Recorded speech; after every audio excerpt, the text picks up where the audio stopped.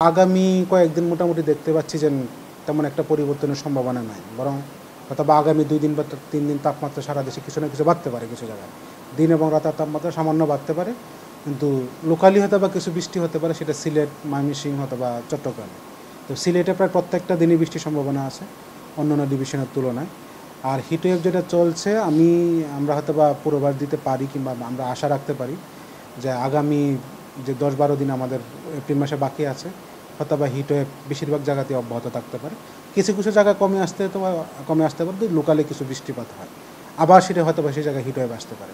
তবে ওভারঅল যেটা সামারি যদি আমি করি, সারা দেশের আগামী 10 দিন তেমন একটা পরিবর্তন হওয়ার সম্ভাবনাটা কম।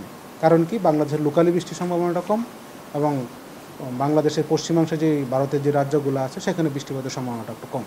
তবে আমি আরেকটা জিনিস যোগ করি, যেহেতু কালবৈশাখীর সময় যখন তখন বৃষ্টি হতে পারে, এবং দীর্ঘ সময় যদি একটা বৃষ্টি আমরা পাই, সারা দেশব্যাপী যদি একটা বৃষ্টি পাই, তখন হয়তো বা অনেকটা প্রভাব পড়তে পারে আমাদের তাপমাত্রার উপর। সতর্কতা অবশ্যই আমাদের জারি করতে হয়। একটা জিনিস কি, আমরা দেখি যে তাপ প্রবাহ সারা দেশে আসে কিনা। যদি 2-3টা জায়গায় আছে সেটা আমরা উল্লেখ করব না। যদি বেশিরভাগ জায়গায় থাকে, বাংলাদেশে বেশিরভাগ জায়গায় তাপ প্রবাহ, এবং সেটা শুধু মৃদু না, মাঝারিও না, তীব্র হয়ে গেছে।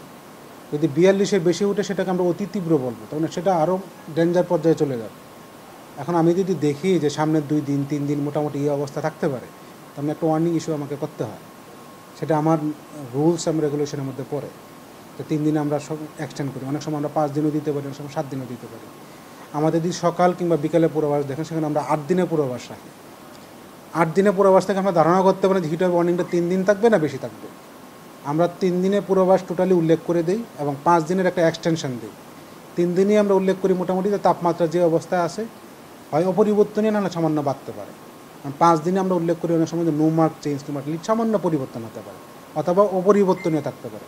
সুতরাং এই থেকে আমরা ধারণা করতে পারেন, বা আপনারা ধারণা করতে পারেন যে এপ্রিলের যে বাকি সময়গুলো আছে, অথবা আমাদের তাপমাত্রা তেমন একটা হেরফের হবে না, যদি বিশাল আকারে বৃষ্টি না হয়। আপাতত বিশাল আকারে বৃষ্টির সম্ভাবনা তেমন একটা নাই। আমি যেটা ওয়ার্নিং তৈরি করব, সেটা আমার নির্দিষ্ট কিছু সংস্থাকে প্রদান করতে হয়।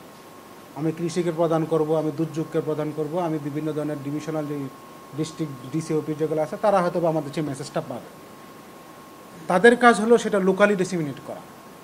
আর আপনাদের মিডিয়া যারা আছেন, আমাদের যেটা বক্তব্য নিচ্ছেন, আপনাদের কথা যেটা মিডিয়াতে আমরা উপস্থাপন করবেন, আপনারা নিজেরা কিছু ব্যাখ্যা করবেন, ফিগার দ্বারা ব্যাখ্যা করবেন, সাধারণ ভাষায় কিছু ব্যাখ্যা করবেন, যারা জনগণ টিভি দেখবে, টিভি দেখে তারা শিখবে যে জিনিসগুলো কী। হিটওয়েভ যে জারি আছে, সাধারণ মানুষকে জিজ্ঞেস করলে সে বুঝবেই না 36 ডিগ্রি টেম্পারেচার বা তার বেশি হলে আমরা হিটওয়েভ বলি, সে এটাই জানে না। তাকে সেটা বোঝাতে হবে যে 36 ডিগ্রি সেলসিয়াস তাপমাত্রা যখন হবে, তখন সেটাকে আমরা হিটওয়েভ বলি।